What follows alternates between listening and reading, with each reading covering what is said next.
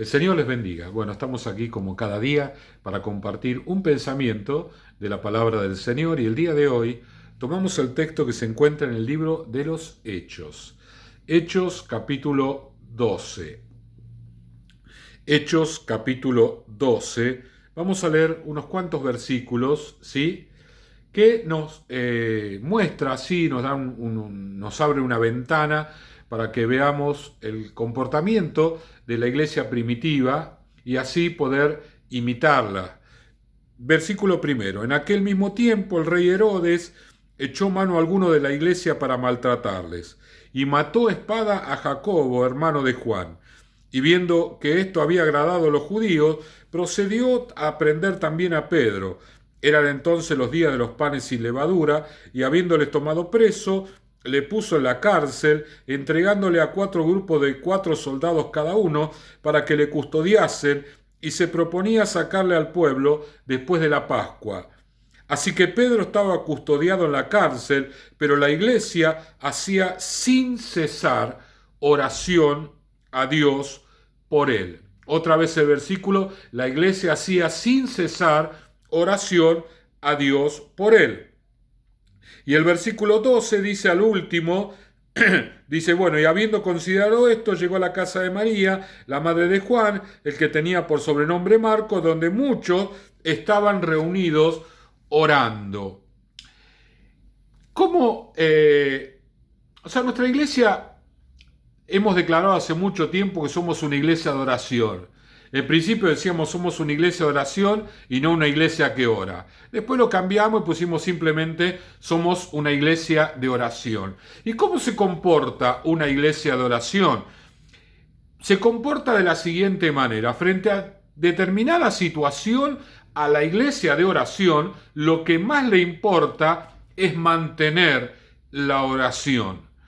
En aquellos días, el pueblo de Israel no tenía ningún tipo de derechos. Hoy nosotros, que vivimos en democracia, tenemos derechos. Entonces, cada vez que nos sucede algo de los gobernantes que no nos favorece, o justamente que nos pone a un costado, inmediatamente nosotros, a través de las redes sociales, empezamos a tratar de manifestar nuestros derechos, nuestra posición. Y entonces vemos allí en el Facebook poniendo carteles, yo esto, yo lo otro, yo aquello, yo soy de las dos vidas. Y bueno, esto no está mal porque estamos ejerciendo nuestro derecho en un gobierno democrático. Pero nos estamos olvidando que nuestra primera arma siempre es la oración. Aquellos de la iglesia primitiva no tenían ningún derecho. Herodes mató a Jacob y nadie le podía recriminar nada porque estaba en el gobierno del rey matar a quien se le diera la gana y no tenía que dar ningún tipo de explicación. La iglesia no salió a la calle, la iglesia no salió con pancarta a expresarse, a mostrar su repudio frente a la muerte de Jacobo, sino que simplemente y poderosamente se puso a orar. Para una iglesia de oración lo más importante es orar. Para un hermano de oración, lo más importante es fluir en la oración.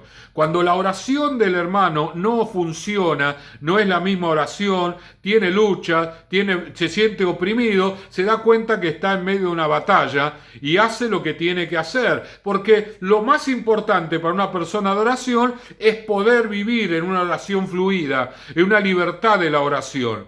El otro día mi esposa me contaba que hablaba con un hermano de la iglesia alguien que ora mucho en la iglesia, y entonces le mandó un mensajito a ver cómo andaba, y lo primero que le transmitió, ando bien, pero la oración está media complicada, no estoy orando como debería, tengo la oración muy luchada, así que esta semana me puse a ayunar.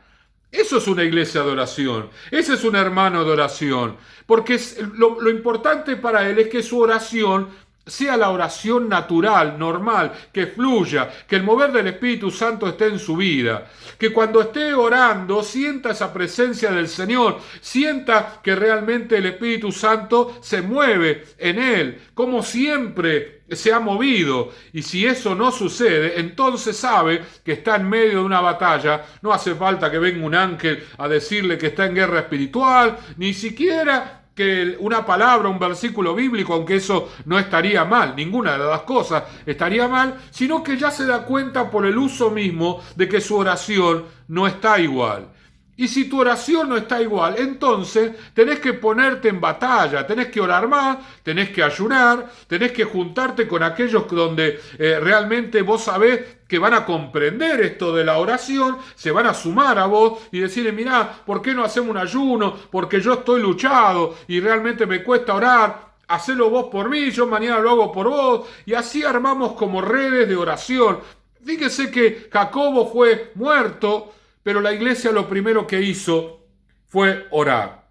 Hacía oración a Dios sin cesar por él. Se habían armado un equipo de oración y bueno, se acabó todo. Acá lo que vamos a hacer es orar. Nuestra fuerza está en la oración.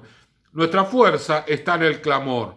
Nuestro vigor es nuestra identidad es esta. Nosotros no necesitamos manifestarnos públicamente, no necesitamos demostrar en las redes sociales nuestro repudio a una situación que nos harta, molesta a nosotros, sino que la iglesia de oración sabe cómo tiene que responder. ¿Cuál es el lugar? ¿Qué pasó con la iglesia de oración? ¿Logró el objetivo de rescatar a Pedro, sí o no? Sí. El Señor lo libró. ¿Por qué? Porque la oración tiene poder. Las personas de oración entienden esto, comprenden la oración, el valor, la implicancia, lo decisiva que es, que la oración mueve la mano de Dios. No es solamente una frase linda para ponerle un recuadro y ponerlo en nuestro estado de WhatsApp.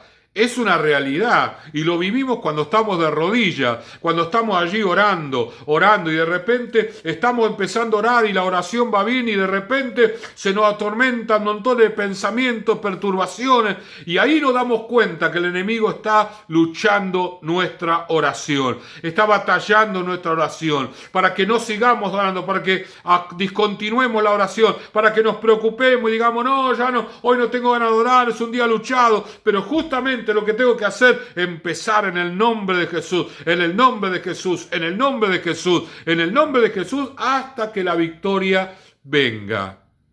Muchas veces me pasa a mí que estoy orando y de repente en el medio de la oración empiezo a sentir una opresión horrible. ¿Qué hago yo? Empiezo a reprender en el nombre de Jesús. Reprendo en el nombre de Jesús. Y repito el nombre de Jesús las veces que sea necesaria hasta que tenga la victoria. Muchas veces el Señor me lleva a orar por cosas que están cargadas de mucha opresión. Son enclave, fortalezas del enemigo y el enemigo no quiere dejarlas inmediatamente. Así que yo ya como que estoy esperando, cuando el Señor me dice orar por esto, estoy esperando el sacudón del enemigo y ya me preparo en el nombre de Jesús, porque en el nombre de Jesús tenemos la victoria. Una iglesia de oración se comporta de esta manera. Vive una oración fluida. Y si la oración no tiene la libertad que tenía o que solía tener, entonces está en batalla y redobla la apuesta de la oración, ayuna, clama, batalla, hace guerra espiritual, hace todo lo que tiene que hacer para volver a vivir esa vida de libertad y de fluir en la presencia del Espíritu Santo. Una iglesia de oración considera su primer derecho delante del Señor. Vivimos en un gobierno democrático, pero el gobierno democrático no es un gobierno justo. Y no lo digo por este gobierno ni por el anterior, lo digo por todos los gobiernos. Los gobiernos democráticos tampoco imparten justicia. La única verdadera justicia viene del trono de Dios porque Él no puede ser sobornado de ninguna manera porque de Él son todas las cosas. Así que mi hermano querido, tu primer derecho por la vida, por la libertad, por la salud o por lo que fuere, está de rodillas en la presencia de Dios. Sabe que la sangre de Cristo te abrió la entrada a la presencia del Señor. Y cuando vos doblás la rodilla en el nombre de Jesús, los cielos se abren. No por tu oración, ni por el timbre de tu voz, ni por tu corazón emocionado, sino porque la sangre de Cristo te abrió la entrada al cielo. Aprovechalo, disfrutalo y viví una vida fluida en el Espíritu Santo, fluida en la oración, una vida de victoria, sabiendo que el Señor escucha todo tu clamor. Él no escucha tus palabras, sino que lee tu corazón, y ese corazón llega a la presencia del Señor. Así que vamos a orar. Señor y Padre, gracias te damos en este día, te adoramos y te bendecimos. Señor, somos una iglesia de oración. ¿Por qué? Porque nuestro primer derecho es aquel que ejercemos de rodillas delante de tu presencia. Señor, aquellos creyentes que no tenían derechos sociales, Señor, no se amedrentaban frente a las situaciones, aunque eran bien difíciles, sino que sabían lo que tenían que hacer. Doblar las rodillas, derramar su corazón delante tuyo, y tú respondías. Igualmente que en estos días. Señor, gracias te damos en el nombre de Jesús. Amén y amén. El Señor les bendiga.